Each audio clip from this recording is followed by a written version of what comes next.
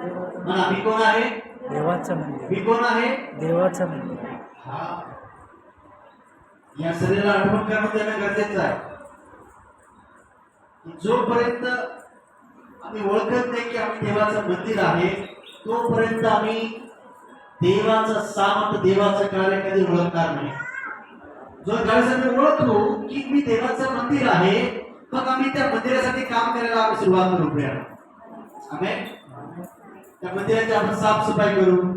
ज्या ज्या चुकीच्या गोष्टी माझ्या जीवनात आहेत त्या आम्ही बाहेर काढू. हालेलुया. आणि मग ते तुमच्या जीवनामध्ये कार्य करायला करेल. हालेलुया. Praise the Lord. दंडवत नाही केलं तर त्यांना उचलून मागेच्या भट्टीत टाकून द्या. ते काय सांगत आहे छत्रपती शिवाजी राजा, आमचे मुंडके कापले तरी चालेल, परंतु आम्ही माणसासमोर आम्ही झुकणार नाही. आम्ही फक्त जिवंत देवासमोर आम्ही नतमस्तक होतो. ते सांगितलं राजा, तो मला मार, काय पण कर, ते मला वाचव, अगर न वाचव काय हरकत नाही. जर आम्हाला टाकलं असतं त्या आगीमध्ये, आम्ही जर जळालो तरी काय हरकत नाही, आमचं शरीर जळून जाईल, परंतु आमचा आत्मा जो आहे देवाकडे जाणार आहे. हालेलुया. Praise the Lord. आत्मा कुठे जाणार आहे? देवाकडे जाणार आहे. त्याने एक दृढ विश्वास ठेवलेला आहे, देवावरती एक निष्ठा आणि प्रेम ठेवलेला आहे. आज तुम्ही पाहता आपल्या या मंदिरामध्ये ज्यावेळेस तुम्ही सुरुवातीला आला होता प्रियांनो, सामर्थ्य आहे. काय आहे? सामर्थ्य. देवाच्या वचनामध्ये सामर्थ्य. सामर्थ्य आहे. आपण आता जाऊया स्त्रियांकडे. हालेलुया. बायबलमध्ये भरपूर अशा स्त्रिया आहेत, त्याच्याकडून आपल्याला भरपूर गोष्टी आपल्याला शिकायला भेटतील. आमेन. बायबलमध्ये एक स्त्री आहे, तिचं नाव आहे सारा. उत्पत्तीचा 18 अध्याय आणि 14 वचन. ती स्त्री आहे, ती काय म्हणते माहितीये का? 75 वर्ष झाले तिला मुलं बाळ झालेलं नाहीये, लेकरं झालेलं नाहीये. आमेन. परंतु तिच्याकडे देवाचं वचन होतं प्रियांनो, देवाचे अभिवचन तिने सांभाळून ठेवलेलं आहे. आणि मग ती काय सांगते माहितीये का?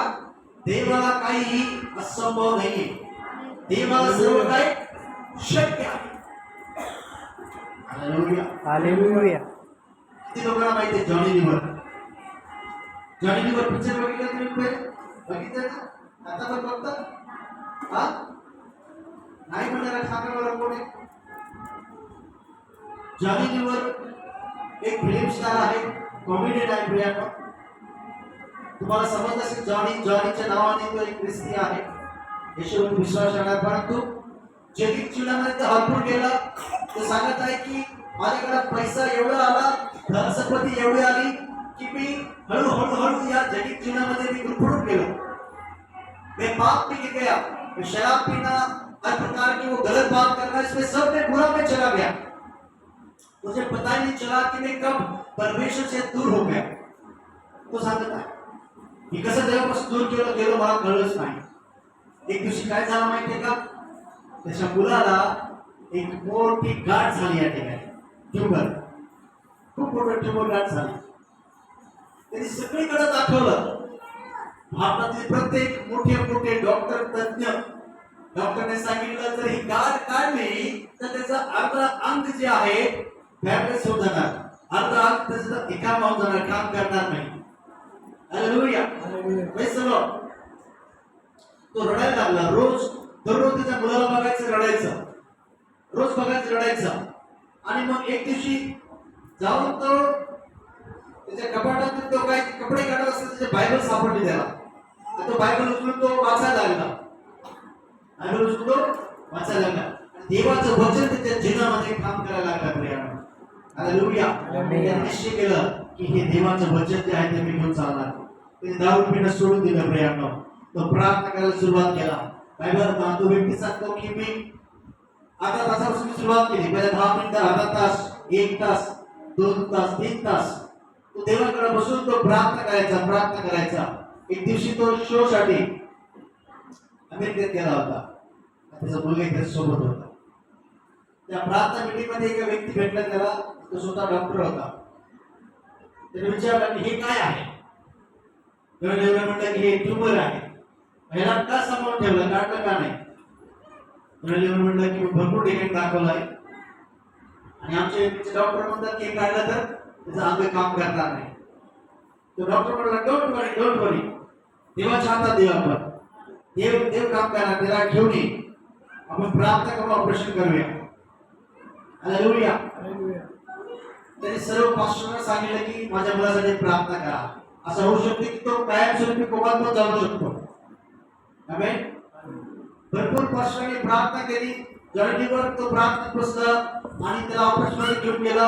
काहीतरी कितीतरी तास, मला वाटतं 10-12 तास त्याचं ऑपरेशन चाललं त्या मुलाचं. आणि ऑपरेशन संपलं, डॉक्टर बाहेर आला आणि डॉक्टरने सांगितलं की तुझा मुलगा एकदम व्यवस्थित आहे. आमेन. हालेलुया. हालेलुया. देवाला काही अशक्य असं नाहीये प्रियानो. देवाला सर्व काही शक्य आहे, पण गरज आहे तो देवाला ओळखण्याची. देव म्हणजे कुठेतरी बांधलेला नाहीये, देव इथे कुठेतरी जाऊन बसलेला नाहीये. देव हा सर्वत्र आहे. जोपर्यंत हाक मारतो तिथं परमेश्वर आमच्या जीवनात येतो. हालेलुया. सारा 75 वर्ष झाले, त्याला मुलं आणि बाळा नाहीये, पण त्याच्याकडे देवाचं वचन होतं.